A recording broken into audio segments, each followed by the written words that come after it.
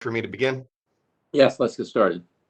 Good morning, everyone. Welcome to the Board of Liquor License Commissioners for Baltimore City's virtual hearing of December 9th, 2021. My name is Nicholas Blendy, and I am the board's Deputy Executive Secretary. As you can see on the screen, be going over a packet of materials very quickly this morning of how we're going to run things.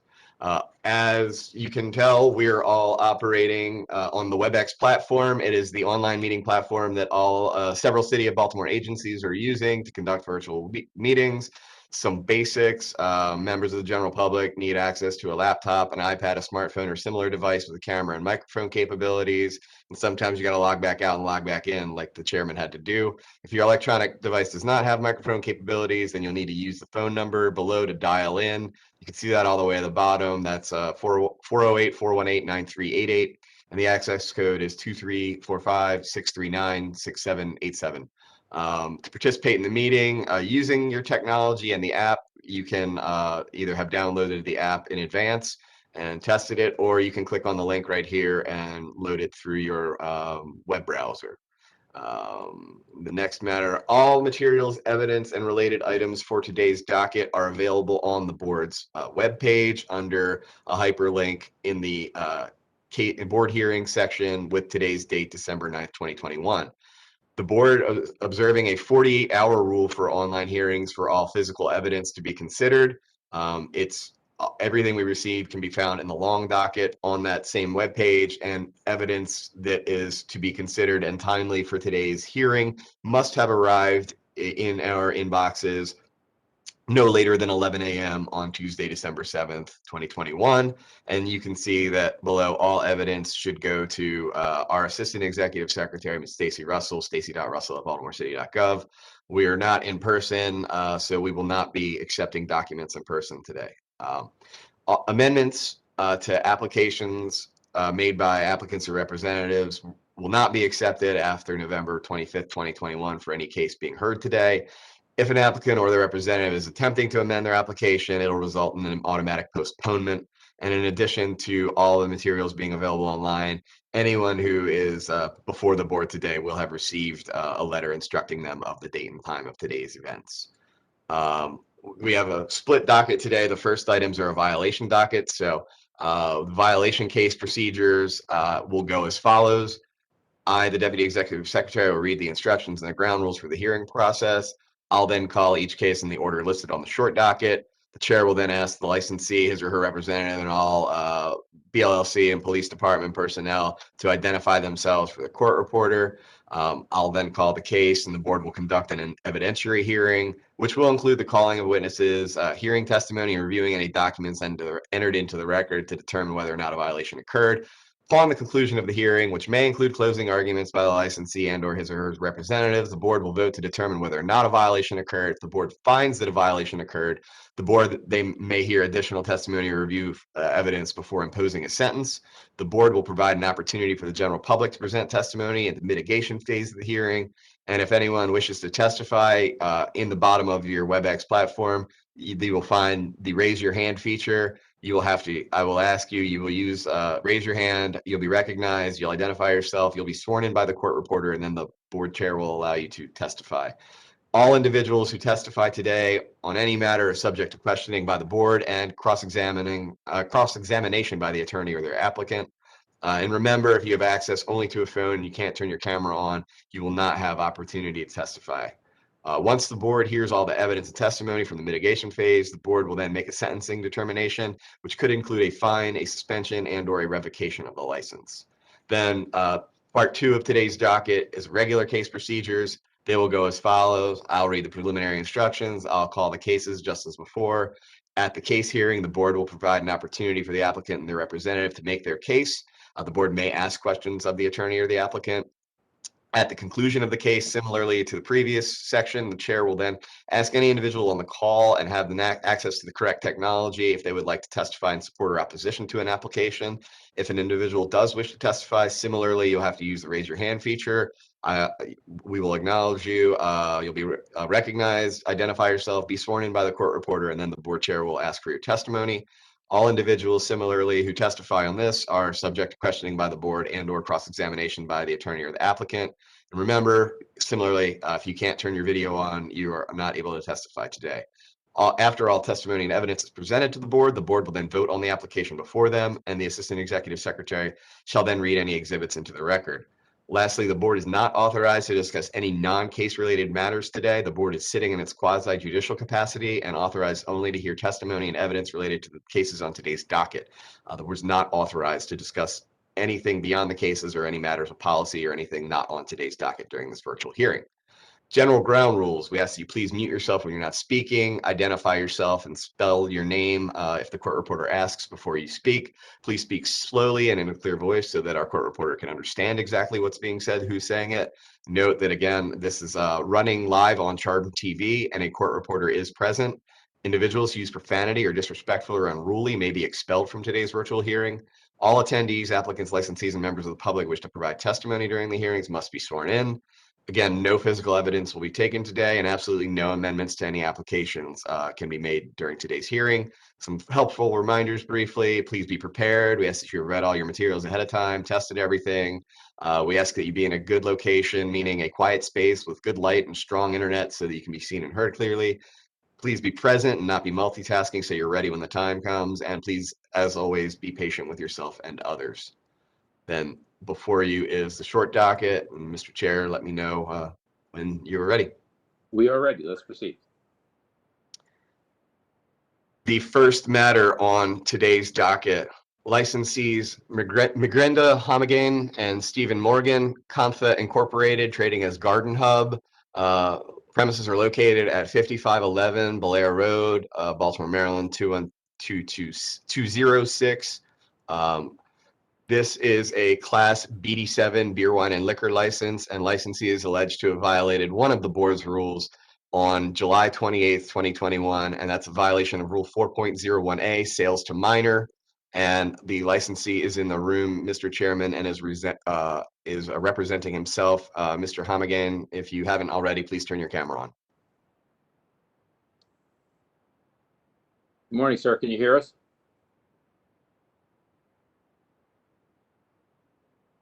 Can you hear us, Mr. Homogane? Yes, sir, I can hear. Okay. Okay. Would you raise your right hand? The court reporter will swear you in, please.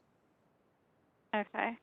Do you solemnly swear or affirm that the testimony you are about to give shall be the truth, the whole truth, and nothing but the truth, so help you God, or under penalty of perjury? Yes, I do.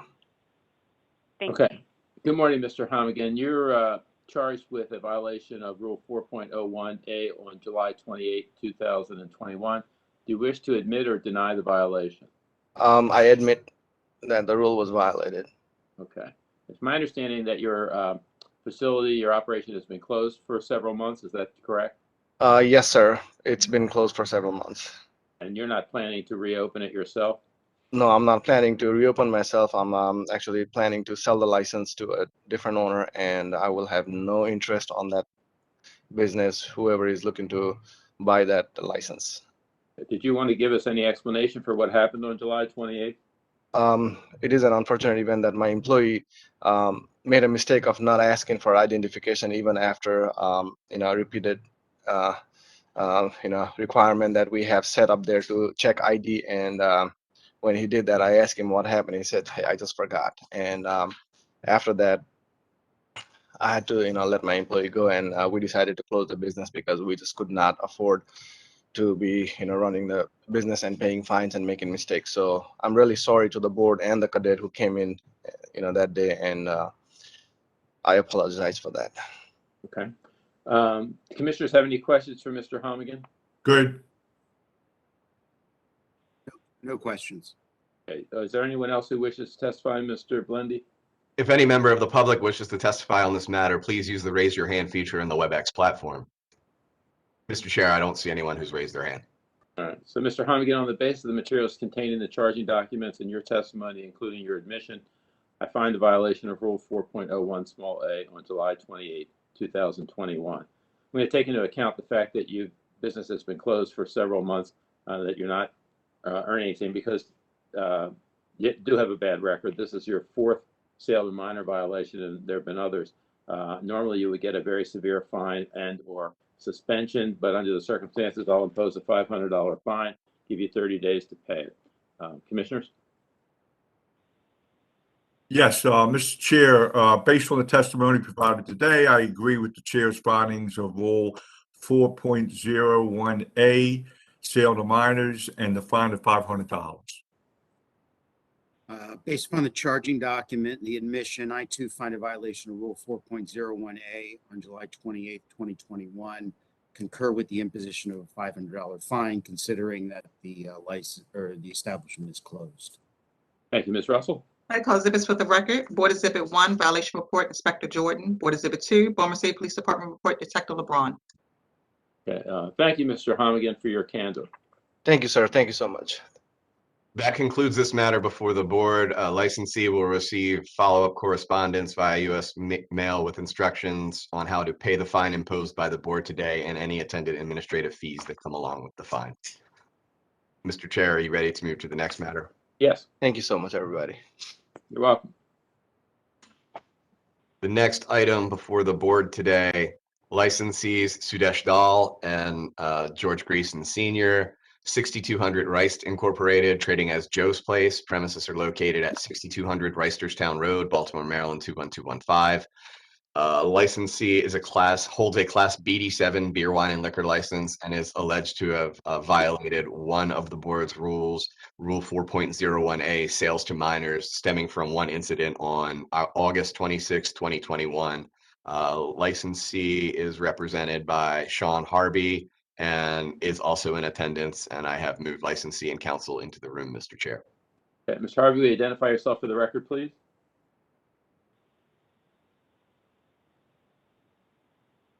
Good morning, Mr. Chairman. Sean Harvey, 309 South Conkling Street, Baltimore, 21224, for the licensee. Who is present? Will this be an admission or denial, Mr. Harvey? This will be an admission, and I would like to be heard in mitigation, if you don't mind. Go ahead, please. Okay, thank you. Yes, Ms. Sudesh Dal actually took over this place back in May of 2018. Prior to that, there were two violations. It wasn't technically underneath her licenseship, but in any event, Balwinder Singh, who was the clerk on that particular day in August, that was his first week, actually. He was a new hire, and it was kind of, well, he wasn't really aware of what he should have been doing. But in any event, he has agreed to take an alcohol awareness course at the insistence of the licensee. And it has been 3.5 years since the last violation. It wasn't technically under this licensee's stewardship. I'd like the commission to take that into consideration. Also, Ms. Dahl has recently added new software to her ID scanner, which should make it almost impossible for anyone to get by this sort of behavior again. Also, I'd like the board to consider that since the last time that this occurred at this establishment, there have been 3 separate letters of recognition which were sent by the board for refusing to serve an underage cadet. I'd like the board to consider all of these matters if when. So, Mr. Harvey, so she went on the license in 2018? Yes, in May of 2018. And was Mr. Greason on the license all this time? He was. He's the resident. Okay. But he's not involved. She actually became a licensee in May of 2018. I think that the hearing was, if you look at the. I think it was May 3rd, 2018 was our hearing. Right, but that was a hearing on the prior occurrence. Right. The transfer application hearing, which was approved, was in May 18th, so it was actually 2 weeks later. Okay. Mr. Chair, I'll just note for the record, it was May 17th, 2018. He is correct. Okay. Commissioners have any questions? No questions. No questions. Do we have public comment, Mr. Bundy? If any member of the public wishes to be heard and testify on this matter, please use the raise your hand feature in the WebEx platform. Mr. Chair, I do not see anyone who's raised their hand. Okay. Mr. Harvey, then on the basis of the materials contained in the charging documents and your proffer, including the admission on behalf of your client, I find a violation of Rule 4.01 small a on August 26, 2021. In light of what you've said, I'm going to treat this as a first offense for Ms. Dahl, and I will impose a $500 fine and give her 30 days to pay. Commissioners? Yes, Mr. Chair, based on testimony provided today, I agree with the chair's findings of Rule 4.01A and the fine of $500. Based upon the charging document, the admission, I too find a violation of Rule 4.01A on August 26, 2021, and concur with the imposition of a $500 fine. Thank you. Ms. Russell? I call exhibits for the record. Board Exhibit 1, violation report, Agent Chase. Board Exhibit 2, Baltimore City Police Department report, Detective Greenhill. Thank you. And thank you, Mr. Harvey. Good luck to your client. Thank you, Chair. That concludes this matter before the board today. Licensees will receive follow-up correspondence via U.S. mail with instructions on how to pay the board-imposed fine today and any attendant fees that go along with that. Thank you to members of BPD Vice and the police cadet for being here. Yes. We appreciate your attendance. Mr. Chair, are you ready to move forward? Yes, please. Then moving away from violations and into the regular docket, the next matter before the board is applicants or licensees Jace Anthony Flickinger and Brian S. London, Market Bar LLC, trading as Grand Cru. Premises are located at 5911 York Road, Baltimore, Maryland 21212. Licensees hold a Class BD7 beer, wine, and liquor license, and they are requesting that the board expand their premises to add an additional 600 square feet. Counsel is Craig Schwartz, who I have moved in, and both licensees are also here, Mr. Chair, and have been moved in. Mr. Schwartz, good morning. Would you identify yourself for the record, please? Good morning. Thank you, Mr. Chair. Craig Schwartz on behalf of the applicant Market Bar LLC. Good morning. Would you like to proffer for us what the plan is? Yes, I would. Thank you. With me today are the two licensees, Jace Flickinger and Brian London. They have filed an application for expansion of the premises. They operate Grand Cru at Belvedere Square, which you may be familiar with. They've been doing so since this board issued the license in 2017. They've been great operators. There have been no violations since then. The space has become very small. They only have about 10 seats in the space for patrons who wish to sit in the bar. And the landlord has provided the opportunity for them to lease the immediately adjacent space comprised of about 600 square feet. And what that would enable them to do is to add approximately 30 seats so that they would have a total of 40. The current fire seating capacity is 65, so that would be well within the limits. The space is depicted on the floor plan that was attached to the application as an exhibit, which you should have. If you're facing the store from the front outside, the expansion premises are immediately to the left and adjacent. And that will provide the seating area that's depicted in the floor plan. Yeah, I was actually there last week, Mr. Schwartz. Is this the former deli that was next door? I believe that's correct. Mr. Flickinger, can you respond to that? Well, I don't know that it matters a great deal, but I think that was my recollection. Yes, I believe it is immediately to the left. Okay. Commissioners have any questions?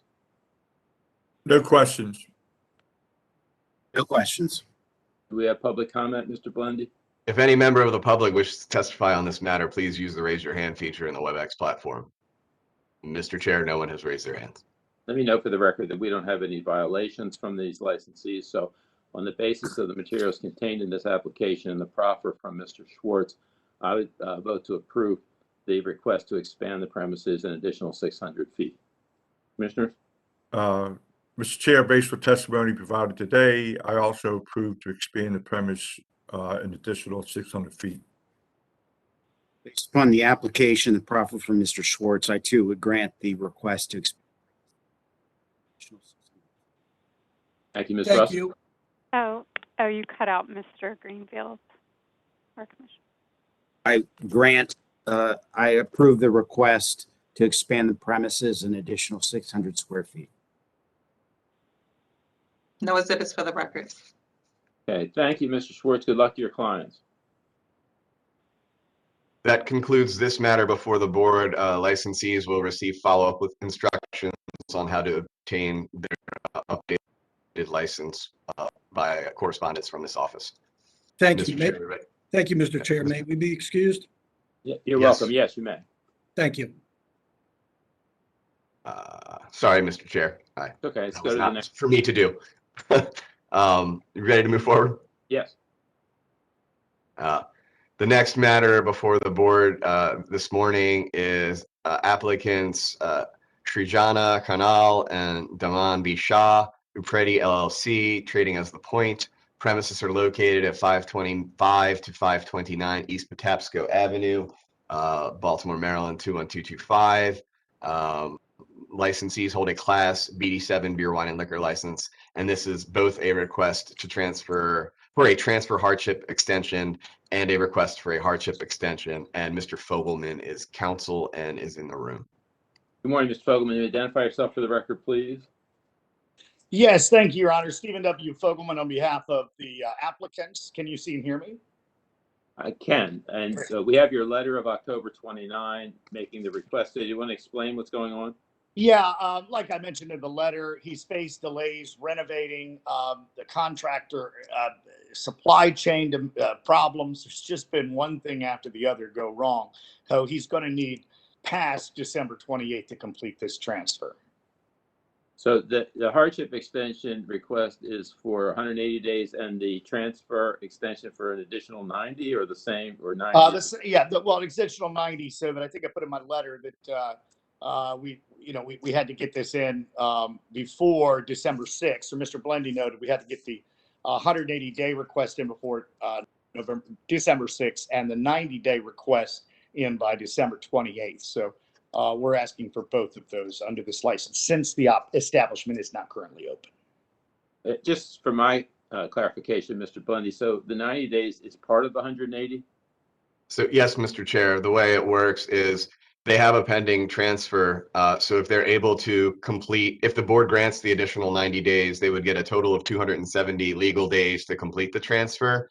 If those days expire and they haven't completed the transfer by then, if they did not ask for the additional 180 days for a regular hardship extension, they would have their license would expire and it would die. Okay. The commissioners have questions? No questions. No questions. Do we have anyone else who wants to testify, Mr. Blendy? If any member of the public wishes to testify on this matter before the board, please use the raise your hand feature in the WebEx platform. I do not see anyone who wishes to testify, Mr. Chair. All right. Thank you. Mr. Fogelman, then on the basis of the materials contained in the application, including your letter and your proffer this morning, I vote to approve the transfer hardship extension for 90 days and the hardship extension for 180 days. Thank you, Your Honor. Commissioners? Yes, Mr. Chair, based on testimony provided today, I vote to approve the request for hardship extension and also transfer extension of 90 days. Based upon Mr. Fogelman's letter and his proffer, I too would approve the request for transfer hardship extension for, I hope I have this right, 90 days and a hardship extension for 180 days. Thank you. Mr. Russell? No exhibits for the record. Thank you. Thank you, Mr. Fogelman. Good luck to them. Thank you. Let's go to the next case. Mr. Blendy? Yes, sir, Mr. Chair. That concludes this matter before the board. Licensee and council will receive follow-up correspondence from this office on next steps. The next matter before the board is licensee Bradley K. Burns, Redwood South LLC, trading as Werner's Restaurant. Premises are located at 219 to 31 East Redwood Street. Licensees are applying, or before the board today, with an amended application for a new Class B beer, wine, and liquor restaurant license, requesting live entertainment, outdoor table service, off-premises catering, and delivery of alcoholic beverages. The board may remember this, and counsel is Mr. Kadensky and can explain what has changed, and it is up to the board to determine whether this is not a material change to the application, and Mr. Kadensky is in the room. But we approved this previously, correct? And what was the date of that, Mr. Blendy? 1 second, Mr. Chair. Maybe Mr. Kadensky knows. It was maybe less than about a month ago, I think. Okay. All right, you want to identify yourself for the record, please? Melvin J. Kadensky, 320 North Charles Street, representing the applicant in this case. While we're looking for the date, Mr. Kadensky, why the amendment? Well, the amendment was there was another individual that was involved, Mr. Jeff Bajima, and he was supposed to be participating along with Mr. Burns and his father, and he came up with a case of the shorts. He wasn't able to make the monetary contribution, so therefore the project's going to go forward just with Mr. Burns and his father. Mr. Burns has been already approved by the board. He's been fingerprinted, taken the alcohol awareness course. They've been going through all the major functions they need to go ahead and get approved. So we're asking the board to, and Mr. Bradley Burns will take Mr. Bajima's interest and be a 75% interest, and his dad will have 25%. And did they have a projected opening date? Well, which would have been yesterday, but we're trying to move along. They want to do it probably within the next 2 or 3 weeks. So everybody's there like runaway horses at this point. Okay. Thank you. The commissioners have any questions? No questions. I understood case of the shorts. I'm not sure I understand runaway horses, but I have no questions. Okay. Thank you. Do we have public comment, Mr. Bundy? For the record, Mr. Chair, it was June 24th, 2021 when the board heard this. And if any member of the public wishes to be heard on this matter, please use the raise your hand feature on the WebEx platform. Mr. Chairman, no one has raised their hand. Okay, thank you. Mr. Kadensky, then on the basis of the materials contained in the amended application and your proffer, I vote to approve the amended application for a new Class B beer, wine, and liquor restaurant license with live entertainment, outdoor table service, off-premises catering, and delivery of alcoholic beverages. Commissioners? Yeah, Mr. Chair, based on the testimony provided today, I also vote to approve the amended application for a new Class B beer, wine, and liquor restaurant license and the request for live entertainment, outdoor table service, off-premise catering, and delivery of alcoholic beverages. Based upon the amended application and the proffer from Mr. Kadensky, I too would approve the amended application for a new Class B beer, wine, and liquor restaurant license with live entertainment, outdoor table service, off-premises catering, and the delivery of alcoholic beverages. Thank you. Ms. Russell? No exhibits for the record. Okay, thank you, Mr. Kadensky. Good luck to Mr. Burns. Thank you. All right. Thank you very much. Thank you. That concludes this matter before the board. Applicants will receive follow-up with instructions from this agency via U.S. mail on how to obtain their new Class B beer, wine, and liquor license. Mr. Chair, are we ready to move forward? We are.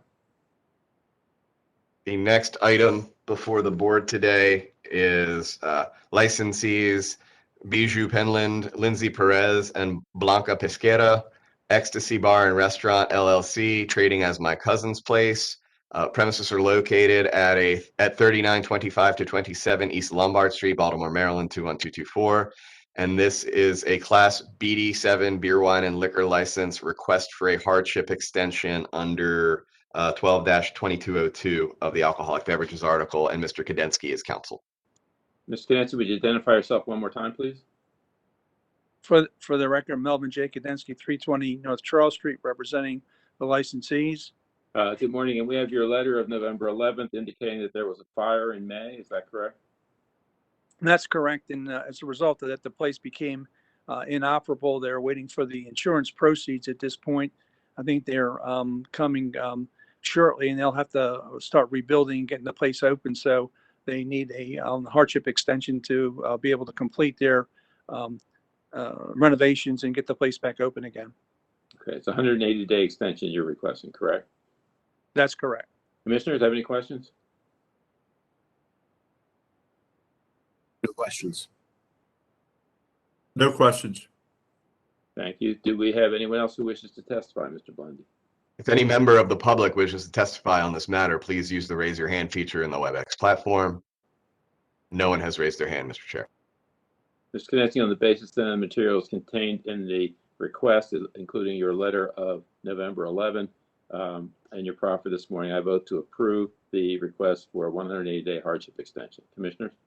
Mr. Chair, based on testimony provided today, I also vote to approve the request for a hardship extension of 180 days. Based upon Mr. Kadensky's letter and the proffer, I too would approve the request for a hardship extension for 180 days. Thank you. Ms. Russell? No exhibits for the record. All right, thank you, Mr. Kudensky, and good luck to them. Hope they get it straightened out. That Thank you very much. That concludes this matter before the board. Licensees will receive follow-up correspondence from this agency on the results of today's hearing. Mr. Chair, are we ready to move forward? We are. The next matter before the board today is licensee Douglas Lancaster Atwell, New Make Hay LLC, trading as trade name pending. Premises are located at 529 South Bond Street. This is a Class BD7 beer, wine, and liquor license, and licensee is making a request for a transfer hardship extension of 90 days under the provisions of Alcoholic Beverages Article 12-1705B. Mr. Kudensky is also counsel on this matter. All right, Mr. Kudensky, one more time. Okay, for the record, Melvin J. Kudensky, 320 North Charles Street, representing the applicant and requester here. The request is for a 90-day extension. Due to the pandemic and so forth, it's hard to get the inspectors in there. He's rapidly getting very close to being able to get the completed, but it may not be completed by the date of December 28th. So therefore, he needs request an additional 90 days. Okay, and we have your letter of October 27 requesting same. Commissioners have questions? No questions. We still have Commissioner Greenfield? No questions. Okay, thank you. Is there public comment, Mr. Blendy? If any member of the public wishes to testify on this matter, please use the raise your hand feature in the WebEx platform. No one has raised their hand, Mr. Chair. All right, Mr. Kudensky, thank you. On the basis of the materials contained in your hardship request, including your letter of October 27 and your proffer this morning, vote to approve the 90-day hardship extension. Commissioners? Yes, Mr. Chair, based on the testimony provided today, I also vote to approve the request for a transfer hardship extension of 90 days. On Mr. Kudensky's letter and his proffer, I too would approve the request for a transfer hardship extension for 90 days. Thank you, Ms. Russell. No exhibits for the record. All right, thank you, Mr. Kudensky. Good luck to them. Thank you very much. That concludes this matter before the board today. Licensee will receive follow-up correspondence from this agency with instructions as to what occurred today and for the file. Mr. Chair, ready to move forward? Yes, we are. The next matter before the board today, licensee Richard Nelson and Kivia Beard Moore, Richie's Entertainment LLC, trading as Good Times Liquor and Bar Lounge. Premises are located at 1600 West Baltimore Street. The license is a Class BD7 beer, wine, and liquor license, and this is a request for a 90-day transfer hardship extension under the provisions of Alcoholic Beverages Article 12-1705B. And once more time, Mr. Kudensky is counsel. For a final time, Mr. Kudensky, please identify yourself. Well, I hope it's not the final time. Today, of this morning. Okay. For the record, Melvin J. Kudensky, 320 North Charles Street, representing the applicant here. This is a similarly request. They're not going to be able to get it completed by December 28th. Maybe, maybe not, but in the abundance of caution, asking for an additional 90 days to complete this transfer. So, Mr. Kudensky, I'm told that our inspectors have been out there and that it's unclear what's going on at the premises. Can you clarify for us a bit what's going on there? I think they were going through some of the cleaning the place up, some renovation, not renovation, but making the place ready. And a lot of the inspections have now been done, but it's not operating though. Yeah, so no one's operating it. No. And Is there something going on the outside of the location as well? What was it? It's completed. Whatever work was done on the outside has now been completed. And this has been pending now for a while. So they're asking for 90 additional days, is that correct? Yeah, under the transfer provision, so that would be under the 270 days to complete it. They're very close. They're very close, but we're not sure we'll get it done by December 28th. So they want that little extra breathing room there. Okay. Commissioners have questions? No questions. Mr. Kudinski, who exactly is in operational control of the establishment right now? Is it Mr. Nelson or Mr. Moore? Mr. Nelson. Thank you. No questions. Your Honor, if I may, Chief Christonalis. You have to get sworn. Please be sworn. Okay, please raise your right hand. Do you solemnly swear or affirm that the testimony you are about to give shall be the truth, the whole truth, and nothing but the truth, so help you God, or under penalty of perjury? I do. Thanks. Chief, what did you have to tell us? I'm just a little confused. So the licensee is stating that they're not open and operating at the current time. Is that correct? Okay. Oh, I'm saying that I think he's standing here. He's behind me. He's not operating, but I think they're operating under Mr. Kim's license that was renewed. So the bar is open and operating at the current time. Yes, we had inspection. Yes, they had the inspections. He's telling me right now. Okay. I was just confused, Your Honor, when I heard that it was closed. That's all. Okay, so our inspectors will have access if they want to make sure what's going on there. That's correct? Absolutely. Okay. Are you satisfied, Chief? Yeah, I just wanted to make sure that they are stating that they're open and operating. That's all. Okay. Did we have public comment, Mr. Bundy? If any member of the public wishes to be heard on this matter and testify, please use the raise your hand feature in the WebEx platform. Mr. Chair, I don't see anyone who wishes to testify. Mr. Kudinski, then on the basis of the materials contained in your request, including your letter of November 1 and your proffer this morning and testimony received, I vote to approve a 90-day hardship extension for this license. Commissioners? Yeah, Mr. Chair, based on testimony provided today, I also vote to approve the request for transfer hardship extension of 90 days. Based upon Mr. Kudinski's letter and his proffer, I too would approve the request for a transfer hardship extension for 90 days. Thank you. Ms. Russell? No exhibits for the record. All right. Thank you, Mr. Kudinski. Good luck to your client. All right. Thank you. Bye-bye. That concludes this matter. I'm sorry, Ms. Reporter. Sorry, Mr. Kudinski, what was the name of the person with you? Just so I have it down. Richard Nelson. Okay, thanks. Thank you. Madam Reporter. That concludes this matter before the board. Applicant will receive follow-up correspondence from this agency via mail on the results of today's hearing. And moving forward, Mr. Chairman, the next matter on today's docket is licensees Sam Yang Lee, Soo Hee Suk Lee, and Beth Ann Thomas, S&H Liquors Incorporated, trading as Village Liquors. Premises are located at 4220 Edmondson Avenue, Baltimore, Maryland, 21229. The licensees hold a Class A2 beer, wine, and liquor license.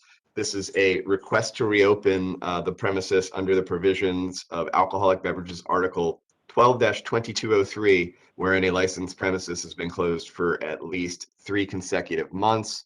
Mr. Previs is counsel and is in the room, Mr. Chairman. Okay. Good morning, Ms. Previs. Would you identify yourself for the record, please? Good morning, Mr. Chairman, members of the board. Peter Previs on behalf of the licensee. Mr. Sam Lee is next to me and in the screen, and Ms. Christine Lee is to his immediate left. Okay. You were breaking up a little bit at first, but I think you're okay. Do we have your letter of, looks like we've received it on November 2, talking about a criminal incident that occurred at their premises. Is that correct? Yes, Your Honor, Mr. Chairman. There was a smash and grab. Now we hear about it on the news every day, but back in April of 2020, there was an attempted smash and grab to try to steal the ATM machine of this establishment. April 28th, they weren't successful in getting the ATM, but they pretty much took down the whole front wall. There was an insurance claim.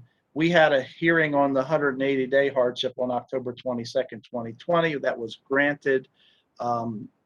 We've now obtained all the inspections, the new use and occupancy permit. The damage was so extensive that they required a new use and occupancy permit, and we would like to get open.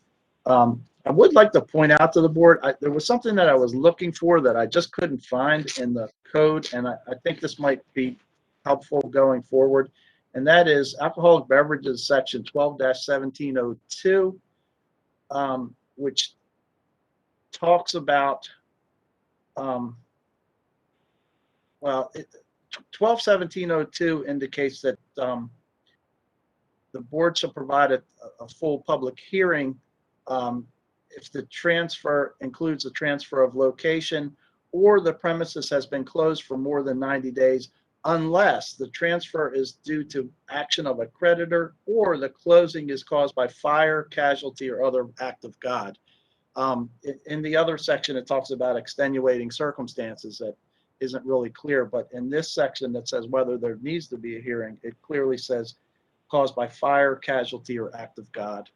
I don't know whether the board is going to have further thoughts on this issue, but I think in a situation like this where there's severe damage to the premises, that the reopening should be allowed without a hearing, but obviously with submission of all current permits and applications. I hear you. I'm not sure we fit under that provision here, and we're in the hearing on this one, so we'll take it under advisement for the future. Thank you, sir. I appreciate that. Commissioners, But questions? we're here just requesting to get open. No questions, Mr. Chair. No questions. Do we have public comment, Mr. Blendy? If any member of the public wishes to be heard on this matter, please use the raise your hand feature in the WebEx platform. No one has raised their hand, Mr. Chair. All right, Mr. Previous, on the basis of the materials contained in your request, including your letter received by us on November 2, I vote to approve the applicant's request to reopen. Commissioners? Yes, Mr. Chair, based on the testimony provided today, I also vote to approve the request to reopen. Based upon Mr. Previs's letter and his proffer, I too would approve the request to reopen. Thank you, Ms. Russell. No exhibits for the record. Okay, thank you, Ms. Previous. I hope that this is the last time they have that kind of experience. Yes, absolutely. Thank you so much. That concludes this matter before the board. Licensees will receive follow-up correspondence from this agency on the results of today's hearing. Mr. Chair, are you ready to move to the last matter? We are. Final matter on today's docket is applicant Ebebek Kumbi, Hala Teresa, and Beredu Teresa, Gooder LLC, trading as the Avenue Bar and Liquors. Premises are located at 1238 Greenmount Avenue. The license is a Class BD7 beer, wine, and liquor license, and this is an application to transfer ownership only of this license. Mr. Previs's counsel. Okay, Ms. Previous, please identify yourself one more time for the record, please. Thank you. Thank you, Mr. Chairman, members of the board. Peter Previs on behalf of the applicants. Abubek Kumbi. Ms. Kumbi is to my immediate left. Chala Teresa and Beredu Teresa, who are her son and daughter.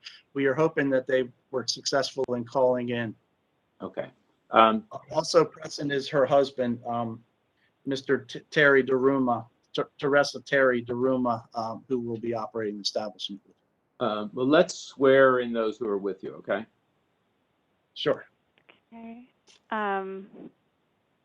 Okay, would I, let's see, I have the spelling for Miss Kumbi's name, but I need the spelling of the other person that needs to be sworn in.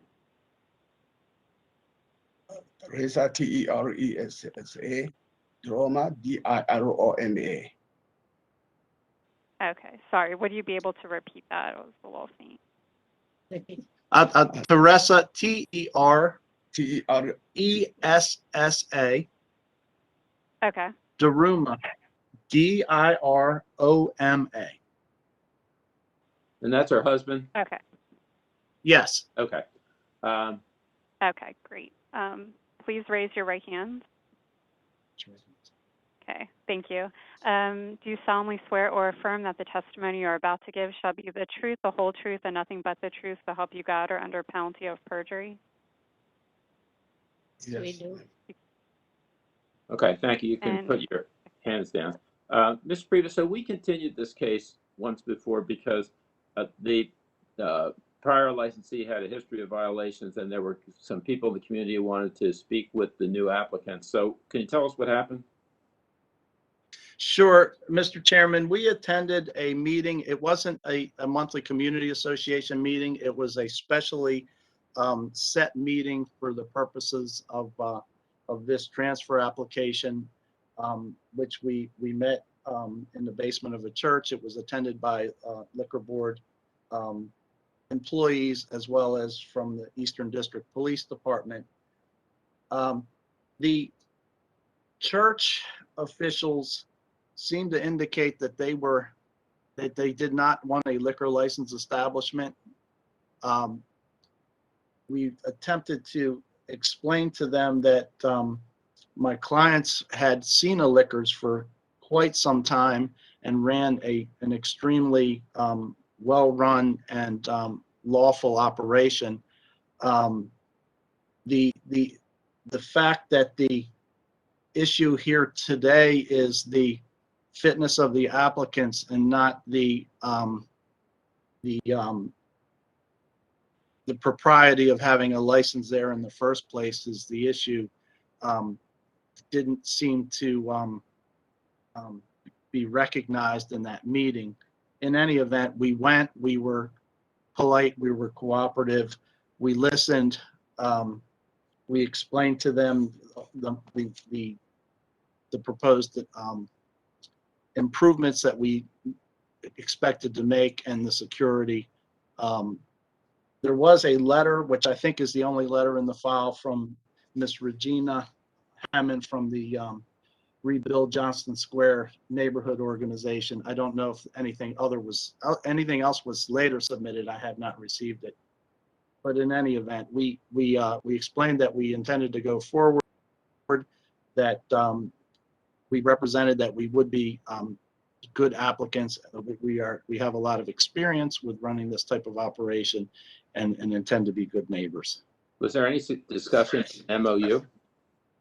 They did not want to hear anything about an MOU. They explained that they did not want a liquor establishment there in the first instance, so they weren't interested in cooperating with us. So all or nothing? All or nothing. Okay. Do you want to proffer about your clients a bit more then? Sure. Miss Alphabet Kumbi and Mr. Teresa, he goes by Terry Diruma, are refugees from Ethiopia. They've been here for more than 20 years. 30 years? Okay. I've known you for 20 years. They raised their children in Baltimore. They have 3 kids, 2 of which are going on the license. It is a total family investment. Chala Teresa will be a 50% owner. That's their son. He currently resides in Suffolk, Virginia. He is a nurse practitioner. He has been doing that for 5 years. He's single. He has absolutely no criminal record or record of violations of liquor laws.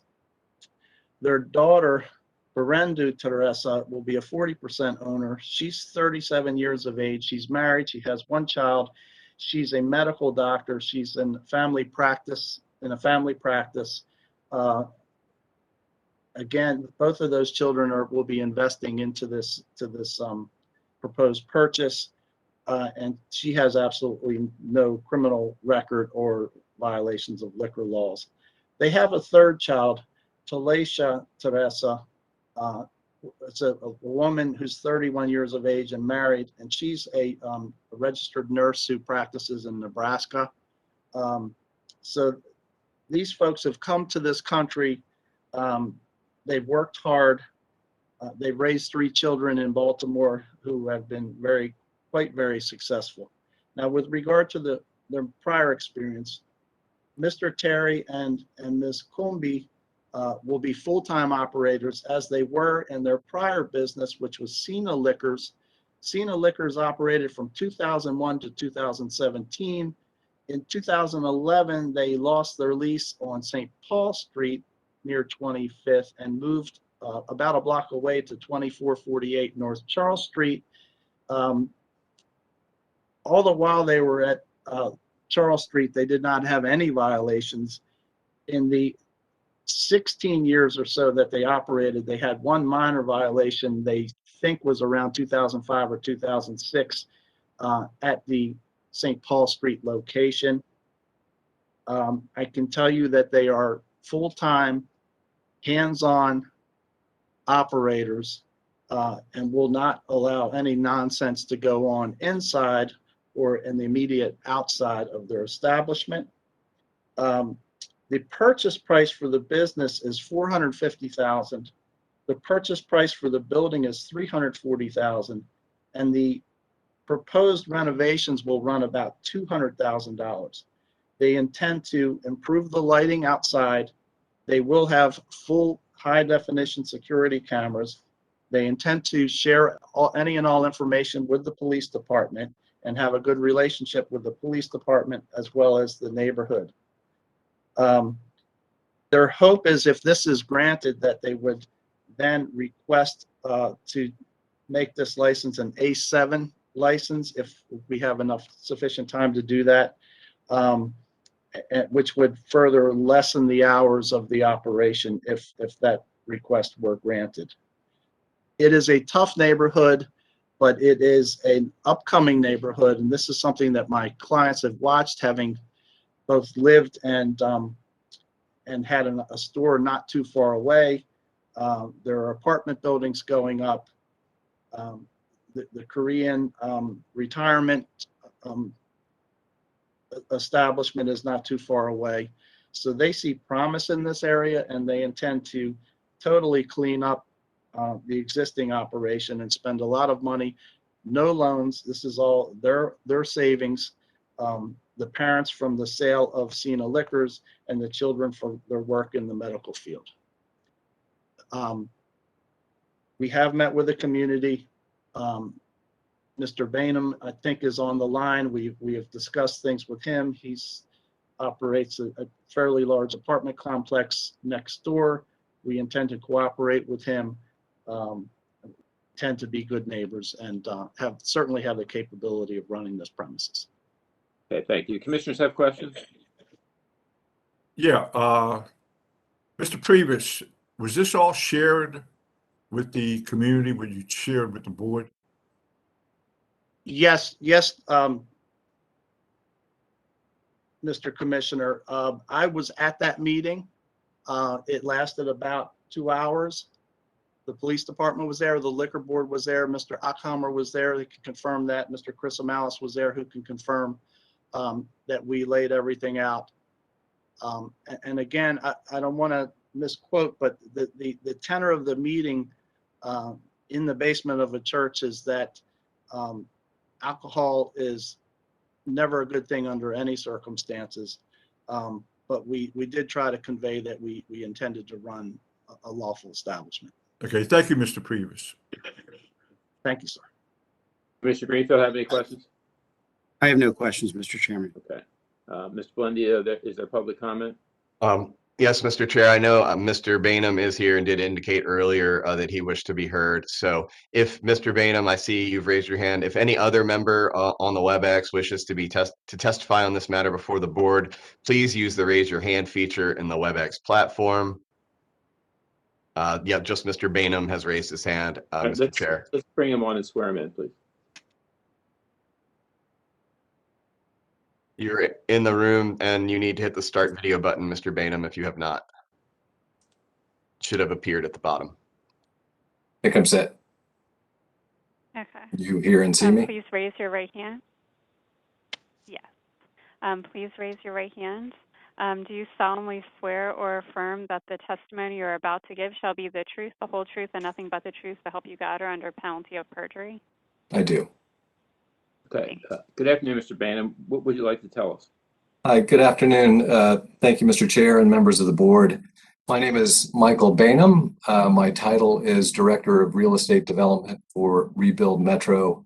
We're a nonprofit housing and community development organization that's been working in East Baltimore neighborhoods for the past 15 years. I've been with the organization for the past 2. I'm speaking in that capacity as the Director of Real Estate Development. Rebuild, however, is partnered with several other stakeholders in the community that are worth mentioning. The Rebuild Johnson Square Neighborhood Organization, I believe Regina Hammonds, who's the president of that organization, is attending the hearing. The Build Organization, St. Francis Academy, Parks and People, Baltimore Arts Realty Corporation have all been working for the past 5 years in Johnson Square on a variety of community development matters, and the position that Rebuild Metro takes is consistent with the position of all those various stakeholders. So I'm speaking in opposition to the transfer of the license.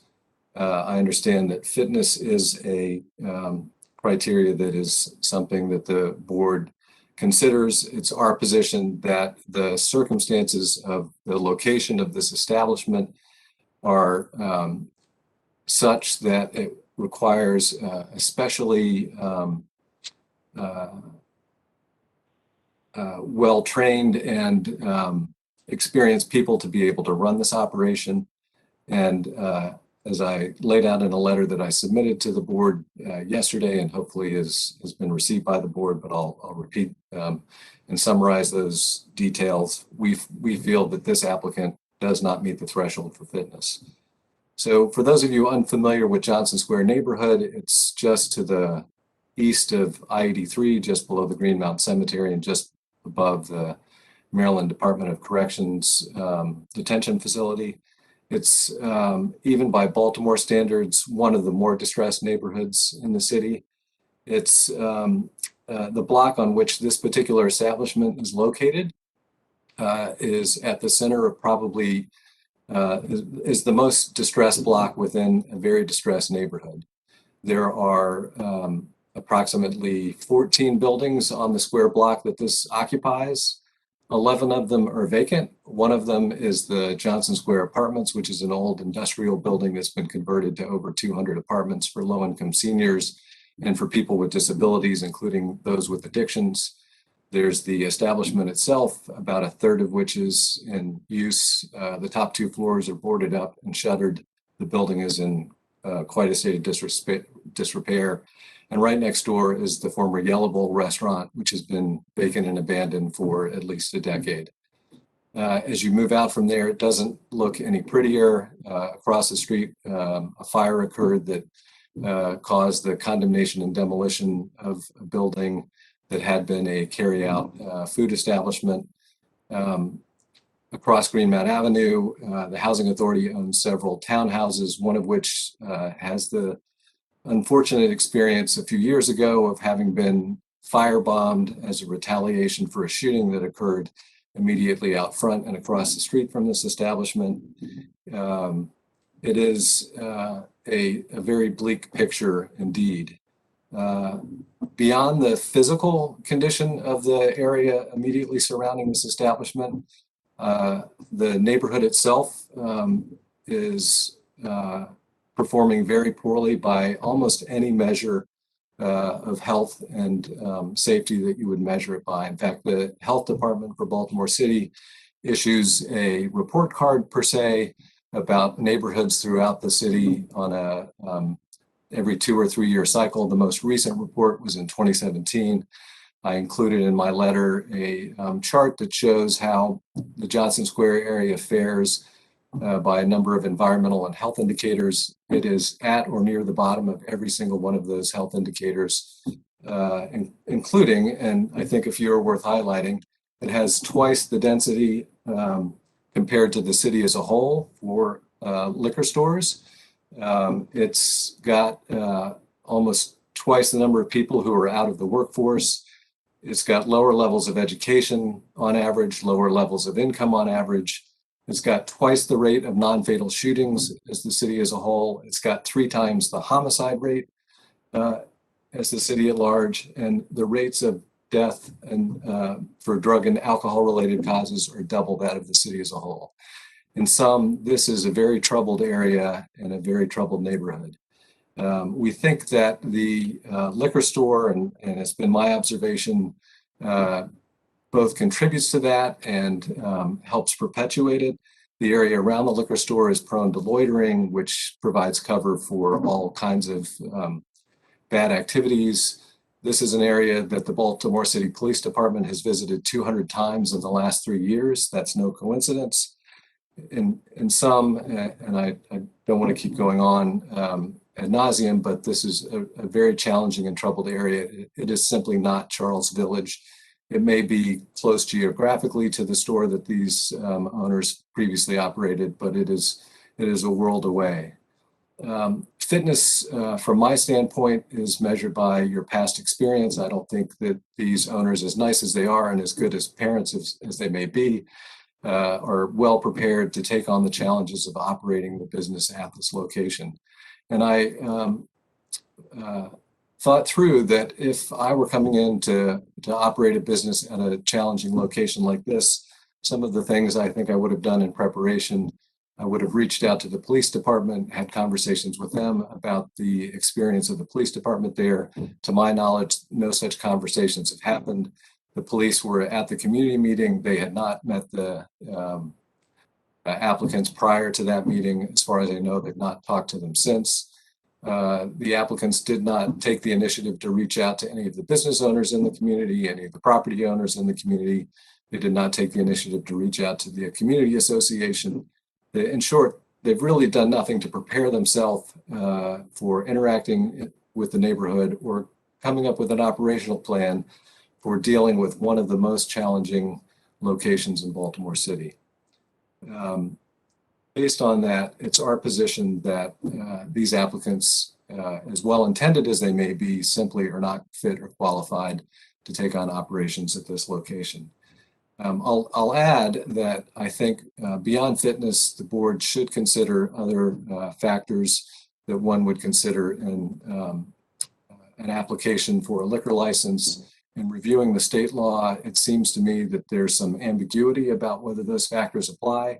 To the extent that they do, it's our position that this business and the transfer of this license does not further provide accommodations to the public, and it would continue what's been a nuisance operation in the neighborhood.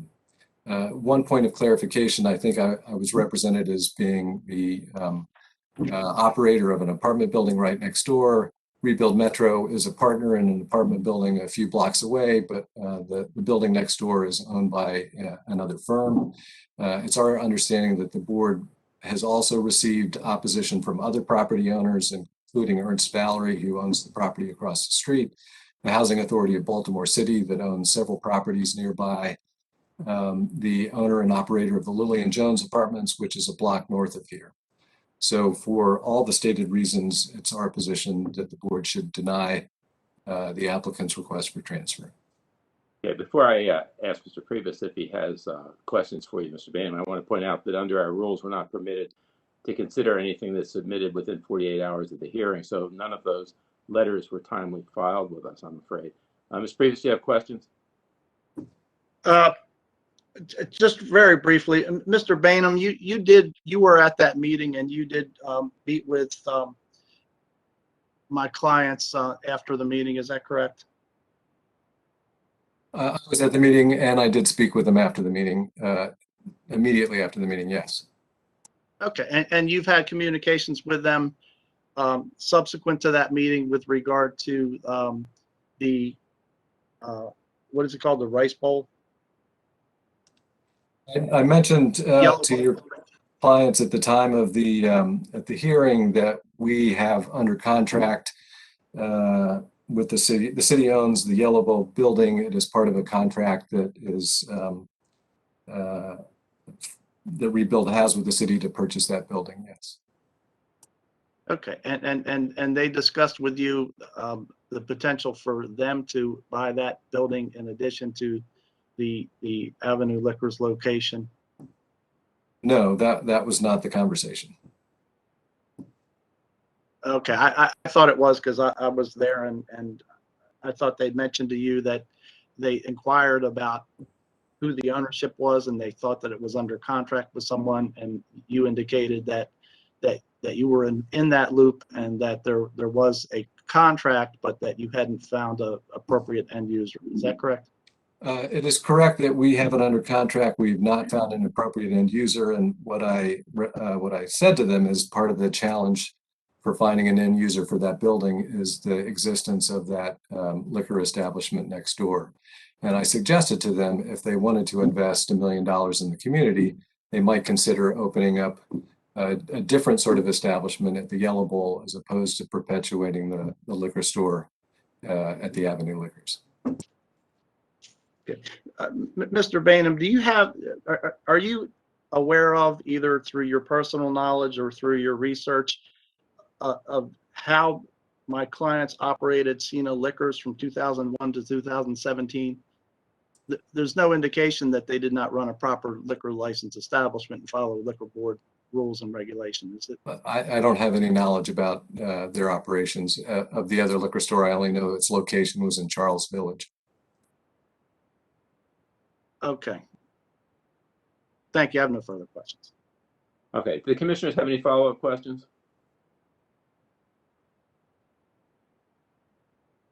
No questions, Mr. Chair. No questions, Mr. Chairman. So this case presents, sadly, an interesting issue that arises too frequently in Baltimore. These people want to make a very substantial investment in a neighborhood that is very troubled. And of course, Mr. Bainham presents the position that we hear frequently that the last thing these neighborhoods need are more liquor establishments, but that is not an issue for this board. We don't create liquor licenses and establishments. We monitor and require that they apply, that they are operating in accordance with our rules and regulations. And for that reason, we try to have organizations and applicants work with communities to develop memorandums of understanding so that they are in accord with the needs of their communities. But that doesn't seem possible among the people who are involved in this case. Having said all of that, based on the materials contained in the application, the testimony and proffers, I'm going to vote to approve this application. If they don't abide by their rules and regulations, I'll be among the first to revoke the license or suspend the license. But these people seem to me to have qualified and to be entitled to the opportunity. So I vote to approve. Commissioners? Yes, Mr. Chair, I also vote to approve the application to transfer ownership and to look forward to if there's any violations in regards to the new owners. Based upon the application and the testimony before us, as the chairman indicated, what's before us is really the fitness of this applicant. And I believe that given their previous history, as well as the information that Mr. Previs provided in their testimony, that they are indeed fit and that they are that the current status quo, they will improve upon the current status quo. And for those reasons, I'd approve the application to transfer ownership. Thank you, Ms. Russell. Exhibits for the record. Board Exhibit 1, 3 letters of opposition from community and business owners. 2, letter of opposition from Rebuild Johnson Square Neighborhood Association. Okay, thank you, Mr. Previs. Good luck to your clients, and thank you, Mr. Bainham, for participation. Thank you so much. Thank you. Thank you.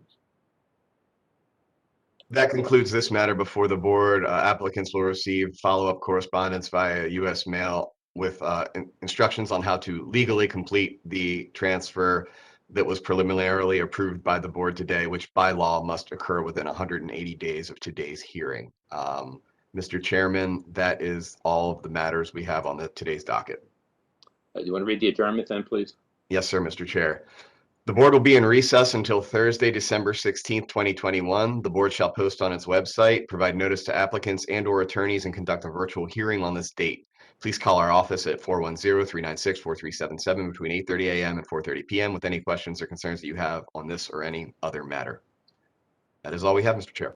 All right, thank you. I want to thank always the commissioners, the staff of the Liquor Board, and all those who participated today, and wish them well.